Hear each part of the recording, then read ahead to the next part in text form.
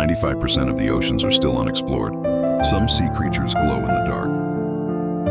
New sea species are discovered every day.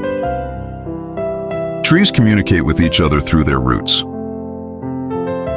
Some plants close when touched. The oldest trees on Earth are over 5,000 years old. Lightning is hotter than the sun. Hurricanes produce enormous amounts of energy. Rain can sometimes fall in different colors. Earth gains about 100 tons of weight every second. Some mountains are still growing. Polar ice holds the largest source of fresh water on Earth. Okyanusların %95'i hala keşfedilmedi. Bazı deniz canlıları karanlıkta ışık saçar. Okyanusta her gün yeni canlı türleri keşfediliyor. Ağaçlar kökleriyle birbirleriyle iletişim kurar.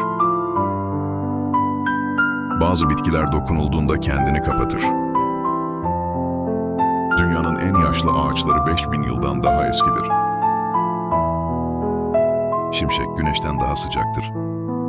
Kasırgalar inanılmaz miktarda enerji üretir. Yağmur bazı bölgelerde renkli yağabilir. Dünya her saniye yaklaşık 100 ton ağırlık kazanır. Bazı dağlar hala büyümeye devam eder. Kutup buzları dünyadaki en büyük tatlı su kaynağıdır.